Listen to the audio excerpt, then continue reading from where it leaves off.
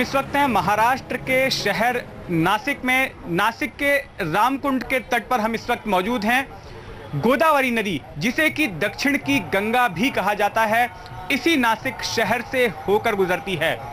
नासिक के पास ही ब्रह्मगिरी पर्वत है, त्र्यंबकेश्वर के पास, और उसी ब्रह्मगिरी पर्वत से जन्म होता है गोदावरी नदी का। लेकिन ब्रह्मगिरी से निकलने के बाद नासिक शहर के तक पहुंचते पहुंचते इस नदी की क्या हालत हो जाती है, क्या दक्षिण की गंगा भी मैली हो जाती है, इस पर हमने एक रिपोर्ट तैयार की है। पहले उस रिपोर्ट को देखते हैं। नासिक के करीब यह है ब्रह्मगिरी पर्वत, वो जगह जहां से गोदावरी नदी का जन्म होता है। वैसे तो यह जगह अरब सागर से महज 80 किलोमीटर के फासले पर है, लेकिन समंदर से इस नदी का मेल 1465 किलोमीटर का सफर तय करने के बाद बंगाल की खाड़ी में होता है। हिंदू धर्म को मानने वाले इस नदी को दक्षिण की गंगा भी कहते हैं। पहाड़ों के बीच से जब ये नदी निकलती है तो बड़ी ही साफ नजर आती है, बड़ी ही खूबसूरत नजर आती है। लेकिन जैसे ही इस नदी का बहाव नासिक शहर की सरहद को छूता है, इसकी शक्ल ही बदल जाती है। देखना चाहेंगे कैसी हो जाती है इसकी शक्ल।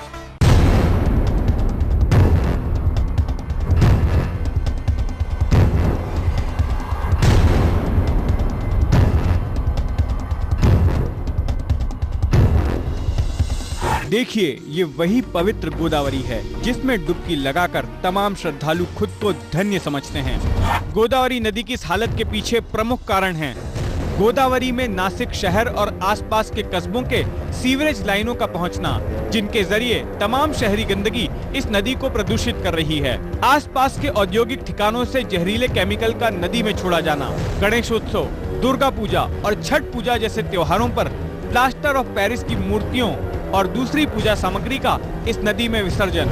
स्थानीय जनप्रतिनिधि भी अब गोदावरी की सफाई के लिए प्रशासन पर दबाव बना रहे हैं।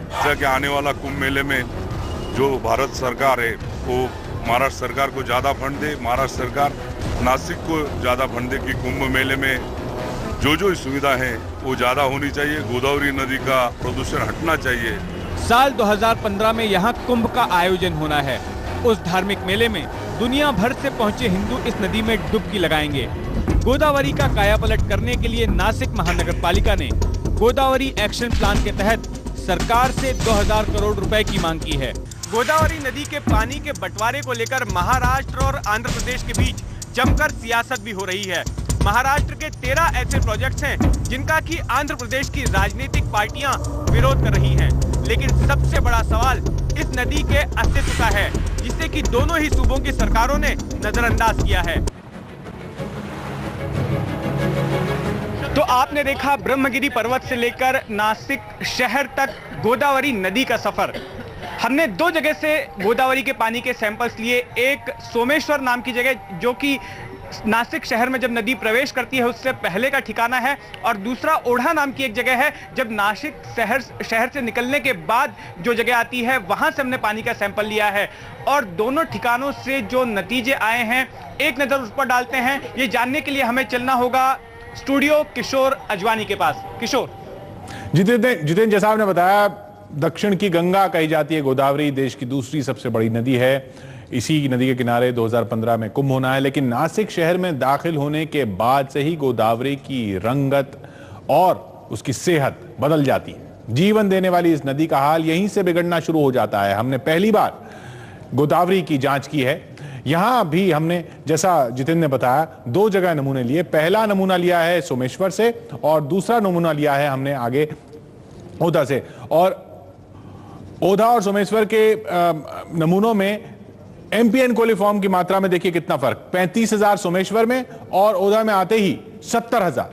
35,000 से 70,000 एमपीएन कोलिफॉर्म टेस्ट में सोमेश्वर में बैक्टीरिया निकले हैं 35,000 प्रति 100 ml, और जबकि ओधा यानी नासिक से निकलते वक्त गोदावरी में ये बैक्टीरिया हो जाते हैं 70,000। फीकल कोलिफॉर्म यानी सीवर के पानी से होने वाले बैक्टीरिया की तादाद सोमेश्वर में मिली है 1100, जबकि ओधा में यह तादाद बढ़कर हो गई है 1700। तो नासिक में दोनों जगहों से लिए गए नमूनों में गोदावरी के पानी में ई कोलाई पॉजिटिव भी पाया गया है। यानी गोदावरी का पानी भी पीने या नहाने लायक तो बिल्कुल नहीं है। जितेंद्र,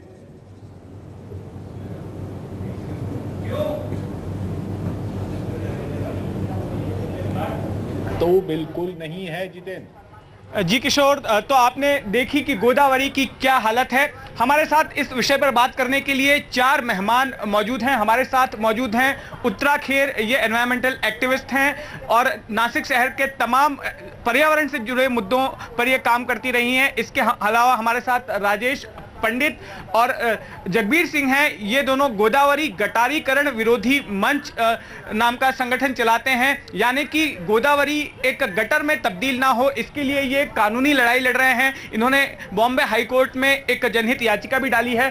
इसके अलावा गोदावरी का धार्मिक महत्व और कुंभ के दौरान आयोजन में जो एक अहम भूमिका निभाते हैं, हमारे साथ यहाँ के कालाराम मंदिर के महंत सुधीर दास जी मौजूद हैं। हम इनसे बात करेंगे। सबसे पहले हम बात करते हैं उत्तराखंड से। उत्तरा जी, आपसे जानना चाहेंगे कि आपने देखा किस तरह की हालत है, क्या रिजल्ट्स आए हैं, आखिर दक्षिण की गंगा की ये हालत कैसे हो गई, क्या मानती हैं आप?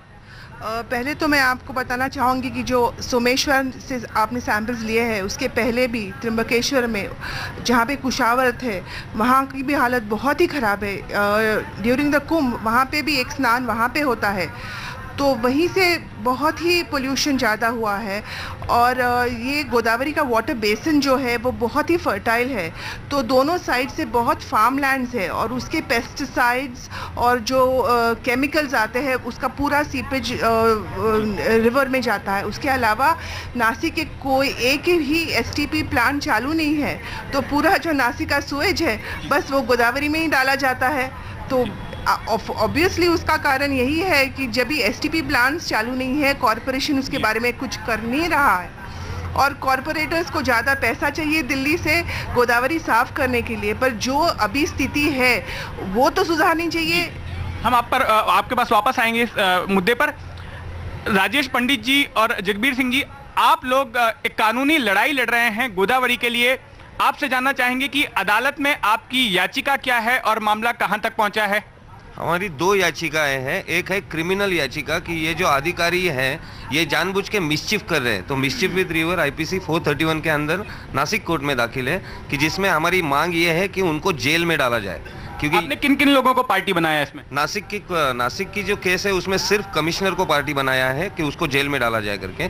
और जो हाईकोर्ट में हमारी याचिका है उसमें हमारे 5 पार्टीज है, स्टेट गवर्नमेंट है, सेंट्रल गवर्नमेंट है, नासिक कॉर्पोरेशन है और पोल्यूशन कंट्रोल बोर्ड भी है, बिकॉज इनकी जिम्मेदारी है और वो जिम्मेदारी नहीं कर रहे, इसके लिए 5 पार्टियां हमने बनाई है। जगबीर जी, संक्षेप में आपसे जानना चाहेंगे कि आपकी प्रे क्या है, आपकी प्ली क्या है अदालत में? हमारी सिर्फ एक ही मांग है कि गोदावरी को प्रदूषण मुक्त किया जाए और इसके लिए जो डायरेक्ट गटर छोड़े जा रहे हैं वो छोड़ने बंद कर दिए जाएं। उसके लिए एक एसटीपी प्लांट, जिसे सीवेज ट्रीटमेंट प्लांट कहा जाता है, वो बनाए जाएं और उसके अंदर से पहले सीवेज को पास किया जाए और फिर गोदावरी के अंदर छोड़ा जाए। और ये जो पैसे की बात कर रहे हैं या नेता जो अपनी नेतागिरी दिखा रहे हैं, इसमें उनको ये समझ लेना चाहिए कि पर्यावरण या नदियों जैसे मुद्दे पर हमें राजनीति नहीं चाहिए। उनसे हाथ जोड़कर निवेदन है कि जहां पैसा खाना है वो खाएं, लेकिन नदियों को कृपया छोड़ दें। जी, महंत सुधीर दास जी, आपने देखी रिपोर्ट, आपने नदी की हालत देखी, आपने तस्वीरें देखी, ये सब देखने के बाद में भी क्या आप रिकमेंड करेंगी कि कोई हिंदू श्रद्धालु जो है गोदावरी नदी में अपने पाप धोने के लिए आए, पवित्र होने के लिए आए? पंचवट्यां विशेषेण गोदा दक्षिण वाहिनी रामचंद्र प्रसादेन भक्ति मुक्ति प्रदायिनी गोदावरी नमोस्तुते। जो भाविक आता है वो गोदावरी को दक्षिण वाहिनी प्रणाम करके यहाँ स्नान में आता है। और जो एक श्लोक आया है बड़ा सुंदर है, दृष्ट्वा गोदा शतम पापम स्पृष्ट्वा जन्म शतत्रयम स्नात्मा जन्म सहस्रेषु हंति गोदा कलो युगे। अगर आप गोदावरी के दर्शन भी करते हैं तो 100 पाप आपके नष्ट हो जाते हैं। तो मतलब सिर्फ दर्शन ही करना चाहिए, उसमें डुबकी नहीं लगानी चाहिए? मैं आगे बोल रहा हूँ। और आप अगर स्पर्श करते हैं तो 300 पाप आपके नष्ट हो जाते, और आप स्नान करते हैं तो आपके 1000 पाप नष्ट हो जाते। इस तरह का बड़ा सुंदर वर्णन। ये श्लोक सीधा उल्टा हो गया है। अगर आप उसमें स्नान करते तो 1000 रोग आपको हो जाएंगे, आप आचमन करते तो 300 रोग आपको हो जाएंगे, और आप गुजरते हैं तो भी आपको यहाँ वायरल इन्फेक्शन हो जाएगा। इस तरह की एक नदी की दुर्दशा, कुंभ का प्रधान स्नान, और जहाँ रामघाट पे हजारों संत महात्मा और भारत के सभी भाविक आते हैं, ये गोदावरी की बड़ी दुर्दशा हो गई है। शुक्रिया महंत जी। तो आपने सुना अलग अलग पक्ष, अलग अलग यहाँ पर जो पर्यावरण विद हैं हमारे साथ में, एनवायरमेंटलिस्ट हैं, धार्मिक महत्व इस नदी का बता रहे थे महंत सुधीर दास जी। और ब्रेक के बाद हम चलेंगे मथुरा, जहाँ से जानेंगे यमुना नदी का हाल।